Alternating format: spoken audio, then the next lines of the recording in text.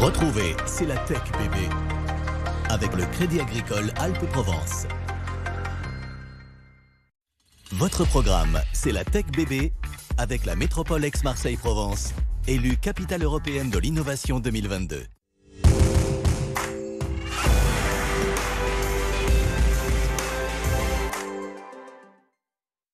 Bonjour à tous et bienvenue dans C'est la Tech bébé. Aujourd'hui, c'est aux avancées technologiques au service des professionnels de santé qu'on va s'intéresser ensemble. La VR et la téléconsultation ont permis chez nous de faire d'énormes progrès pour aider nos praticiens. Voilà ce que nous dira dans quelques instants Mathieu Sommeck, le vice-président de la French Tech. Nous découvrirons aussi parmi les pépites de notre territoire Thermotrauma qui a breveté un gilet de sauvetage chauffant pour permettre aux secours de lutter plus rapidement contre l'hypothermie des personnes blessées. Et puis, nous accueillerons le fondateur d'HoloWind qui a pour ambition de révolutionner les blocs opératoires. Vous verrez comment. La tech est partout et le secteur de la santé n'échappe pas à la règle avec le vieillissement de la population et le besoin croissant de soins, mais aussi la pénurie de personnel médical. Son développement, Mathieu, est forcément allé crescendo. Elle est d'ailleurs toujours en croissance. Très forte croissance de la santé numérique qui représente en 2024 plus de 400 milliards d'euros avec une croissance de plus de 25%, une croissance annuelle. C'est donc incroyable. Aujourd'hui, on estime que plus de 80% des établissements de santé en France ont adopté au moins une forme de technologie numérique pour améliorer leurs services. Et de plus en plus de technologies très high-tech utilisées justement dans ces soins. Alors on parle souvent sur le plateau d'intelligence artificielle, mais on peut parler de téléconsultation, télémédecine, on peut parler de réalité augmentée, réalité virtuelle.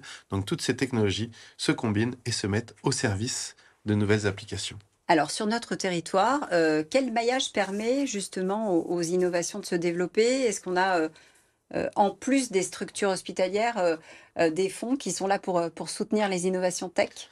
Alors on va bien sûr citer Aix-Marseille Université, qui abrite plusieurs laboratoires. Donc ils font de la recherche et de l'enseignement pour préparer les personnels à l'usage des technologies demain et à leur développement. On va citer Eurobiomed, bien sûr, qui est l'un des principaux pôles de compétitivité dédiés à la santé en France. Et on va citer Marseille Innovation, qui abrite un grand nombre de startups dans le domaine de la santé. On pourrait aussi parler de Gaïa. Alors Gaïa, c'est la première société qui produit des vêtements médicaux haut de gamme, faits à partir de tissus recyclés et fabriqués localement. C'est à Marseille, dans le 12e, que ça se passe. Et puis il y a Thermotrauma. La start-up de Briançon a imaginé un plastron chauffant qui se recharge grâce à ses batteries intégrées. L'idée, permettre une plus grande réactivité et une plus grande efficacité pour les secours aux victimes lors des interventions. Marine Bossy a voulu comprendre comment le système fonctionne. Concentrer la chaleur sur les organes vitaux, c'est ce que permet ce dispositif imaginé par Thermotrauma. La start-up a développé un plastron chauffant transportable au plus près des blessés.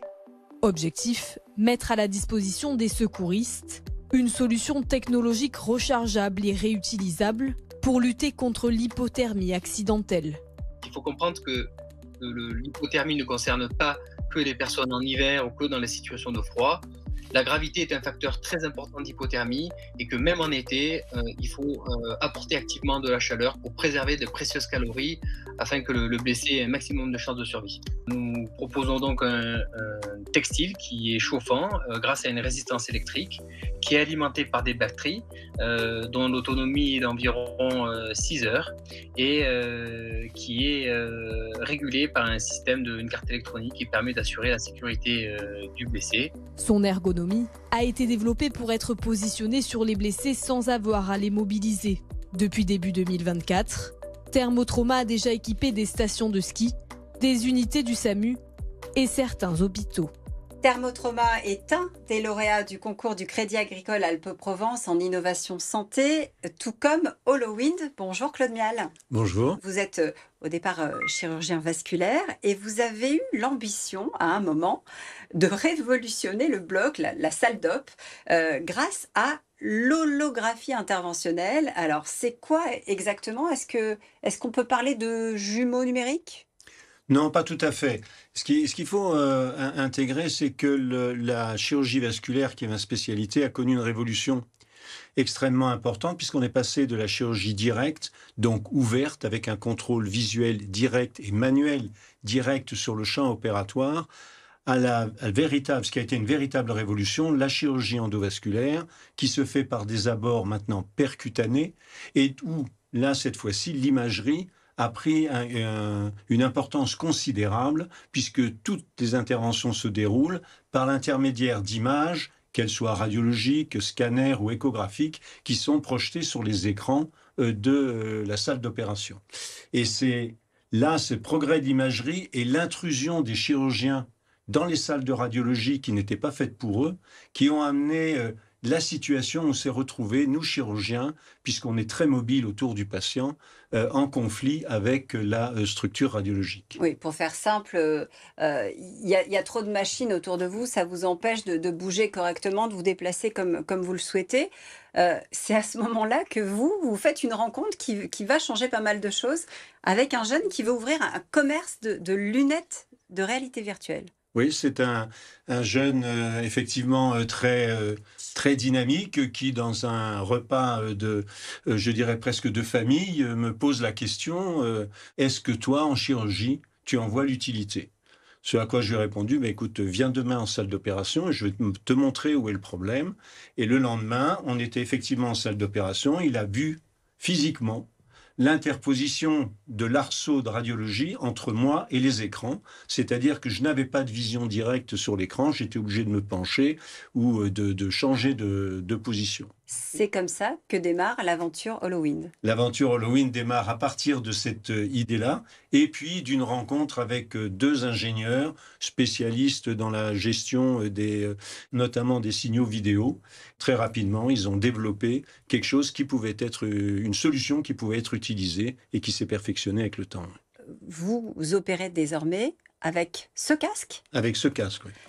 Les images fournies par le matériel de radiologie, qui peut aussi être de l'échographie, du scanner ou le relevé des constantes biologiques du patient, peuvent être importées sous forme d'hologramme à l'intérieur des lunettes. Et à partir de ce moment-là, on a une vision qui est directe. Donc elles arrivent à l'intérieur, elles s'affichent sous mes yeux. Elles s'affichent à l'intérieur.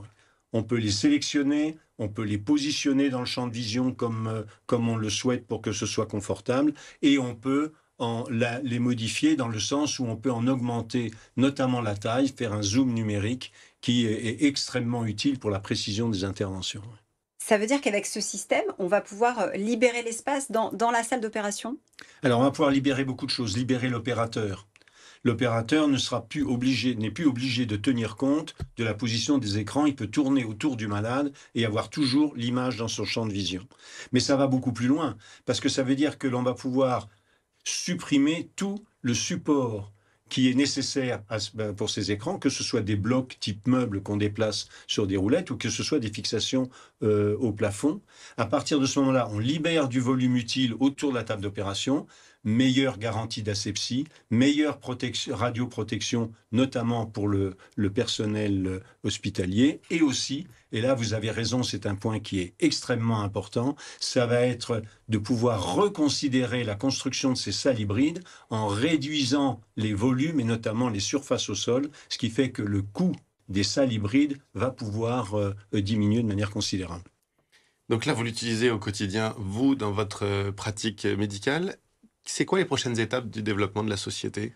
Alors, les prochaines levées de fonds, les prochains investissements sont destinés à monter avant tout une structure commerciale. Parce que le système vasculaire, il est quasiment fini. C'est-à-dire qu'à l'heure actuelle, on installe en 2 jours, on a installé, formé, chirurgiens, personnel dans une structure. Et je veux dire, c'est quasiment plug and play. Et vous cherchez à lever combien ? Alors, on cherche à lever sur les 2 ans 1,3 million. 1,3 million pour pouvoir continuer à développer cette innovation qui est HoloWind. Merci beaucoup Claude Mial d'être venu nous en parler. On va refermer la porte du bloc pour ouvrir celle du bloc tech. Et puisqu'on parle médecine, la 6e édition des Health Tech Innovation Day arrive très bientôt, Mathieu. C'est à Paris. Et le déploiement des innovations technologiques dans le domaine de la santé. Toujours dans le domaine médical, coup de chapeau à Affluent Medical. MedTech de notre territoire qui a annoncé cet été avoir signé des accords avec le groupe américain Edwards Life Sciences et décroché 15 millions d'euros pour ses technologies de valves mitrales. Et puis, il vous reste encore un petit peu de temps pour peut-être proposer votre candidature au programme CID de Léonard. Le programme CID de Léonard, c'est la plateforme de prospective et d'innovation du groupe Vinci. Et on a effectivement jusqu'au 4 octobre pour pouvoir déposer ses projets dans les secteurs de la construction, de l'immobilier, de l'énergie et des mobilités. Et nous, on se donne rendez-vous la semaine prochaine sur le plateau de C'est la Tech. On parlera bien-être et sommeil.